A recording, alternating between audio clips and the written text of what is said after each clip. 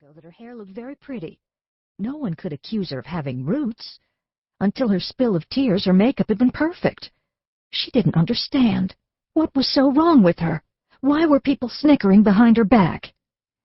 As she rinsed her hands, she felt her sorrow morph into fury. That there had been no welcome mat put out when she married Arthur was enough to deal with. She had assumed it was because this social set preferred the status quo. But what had seemed at first to be a few idle comments about how wonderful Arthur's first wife was had cascaded into a tidal wave of glowing superlatives. Everyone, from the ladies who lunched down to the waiter at Pyard, and even her own butler, Mr. Guffey, seemed to belong to the Korn fan club. The stiletto shoes Melanie had to fill just kept getting bigger. How could she compete? Even Arthur had once said that there was no comparison between the two. Melanie finally pulled herself together enough to leave the bathroom with her head held high, but when she saw Joan and Wendy passing before her, she ducked behind a sweeping Brunswick field-patterned curtain. They fluttered by with gale-force velocity, blind to their cowering, shattering eavesdropper.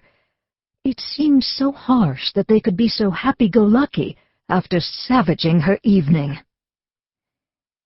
In the car home, Arthur Korn put a comforting hand on his wife's knee.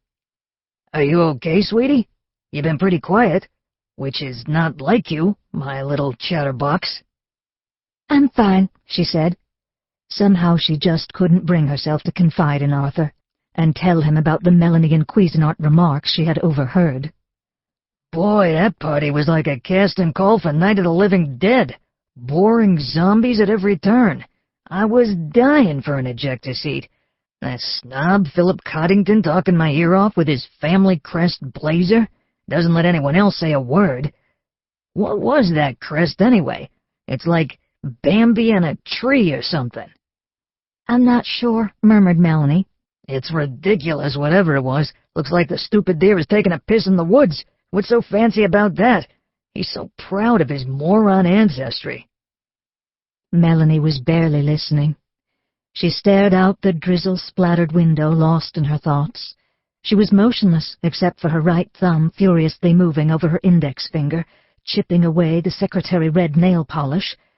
And as the Korn's Bentley glided up Park Avenue, piece after piece of fire-engine-colored lacquer fell to the floor. Chapter 2. Shiitake happens. The phrase was emblazoned on the apron that Madge, the Vance's housekeeper, wore as she made the final preparations for dinner on a breezy Wednesday night in early September. Drew and John, the Vance boys, had given the apron to her last Christmas after being immediately attracted to the lopsided drawing of an almost psychedelic-looking mushroom. Madge sprinkled sprigs of parsley on the pummeled veal, scooped some Uncle Ben's onto each plate, and added the buttered haricots verts before bringing the tray of food into the dining room. "So there we are, in this house, in middle-of-nowhere Vermont, baked out of our minds," continued Drew, ripping off a piece of his dinner roll.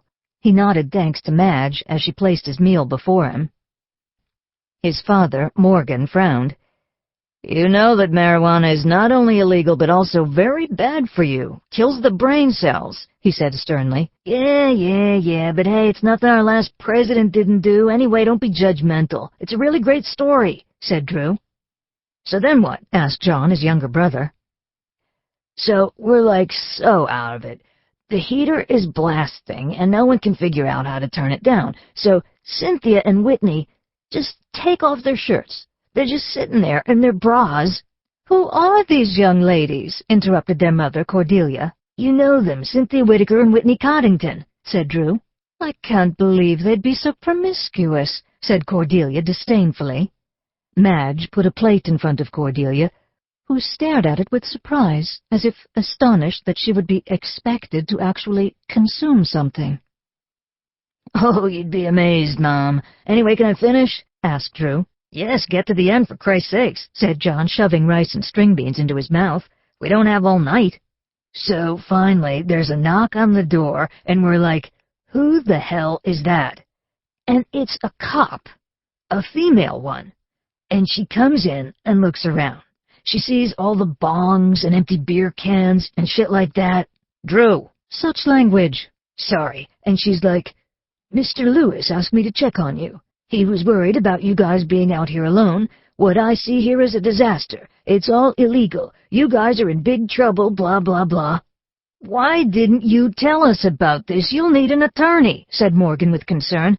I should call Cy Hammerman right now. Wait, hold your horses before you spaz. So then some of the girls start crying. They're totally freaking out. We're so screwed. And Carl is like shitting because he's on probation for that open can of beer in Martha's Vineyard. And suddenly, the cop flips on the stereo and starts taking off her clothes. Heavens, said Cordelia, raising a hand to her chest. She was a goddamn stripper, Drew said, laughing. Awesome! Who hired her? Asked John. Well, that's the best part. Carl hired her. He wanted to scare the girls into thinking we'd be busted, but he was too stoned to even remember, so he was freaking out more than anyone at first. John and Drew burst out laughing. Morgan studied his boys with contempt mixed with envy. In his day, he would never have used profanity in front of his parents. There was such a lack of respect among the younger generation today. On the other hand, Morgan saw very little of his parents when he was growing up, having been shipped off to boarding school in England at the tender age of 6, so he was proud and grateful to have an open relationship with his sons. He didn't want to be the severe disciplinarian that his father had been. He remembered that terrified feeling at the dinner table, when it was politics instead of antics. Morgan couldn't even remember his father very well.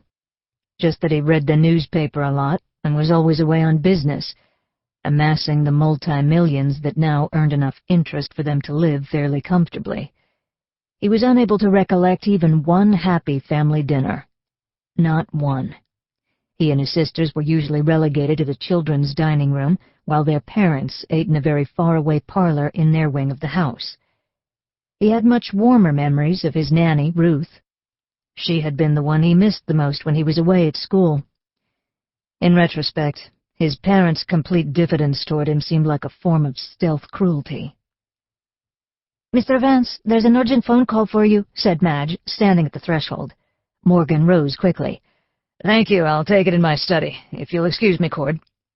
Cordelia looked up from her untouched plate. "Of course, dear." Morgan walked over to her and pecked her on the cheek. "Thank you for dinner. It was wonderful." He left the room. "Mom, we're outie too," said John. "Where are you off to?" "We're going to head downtown to check out Chester's band at Luna Lounge." "Is that Clark Winthrop's boy?" "Yes, Mom, and he's 23 now. He's no longer a boy," said John. "You children are growing up so quickly. Gosh, it seems like just yesterday when I caught you boys running through the apartment throwing water balloons out the window," said Cordelia with a sigh. "Yeah, Mom, that was yesterday," said Drew. "You scared the daylights out of poor Mrs. Cockpurse," admonished Cordelia. "That was hilarious. It cost your father a tidy sum to dry clean her mink jacket. She had to send it to Maximilian's," she recalled. "That's 'cause John put Gatorade in his water balloon. She shouldn't have been wearing a friggin' fur in September." "When will you boys grow up?" asked Cordelia, secretly hoping that the answer was never. "I don't know, Mom," said John, rising, "but thanks for dinner." "When do you head back to Trinity, John?" "Tuesday." "Well, we'll have to have another family dinner before you go," said Cordelia. "Sure. Come on, retard." Drew got up and pecked his mother's cheek. "Bye, Mom. Thanks." The boys left the room, and Cordelia stared at their vacant seats. The grand mahogany dining table could comfortably fit 12, so it looked very empty with just one seated at the head. Cordelia glanced distractedly around the room. The walls had been painted the color of red licorice and featured old Dutch master paintings that had been in Morgan's family for generations. The sideboard was English, George II, as was most of the Vance furniture, which had been both inherited from Cordelia's family and bought at auction, with the occasional purchases from dealers in shows in Maastricht and New York. Silk taffeta curtains reminiscent of turn-of-the-century ball gowns adorned the windows, and an oriental carpet lined the floor.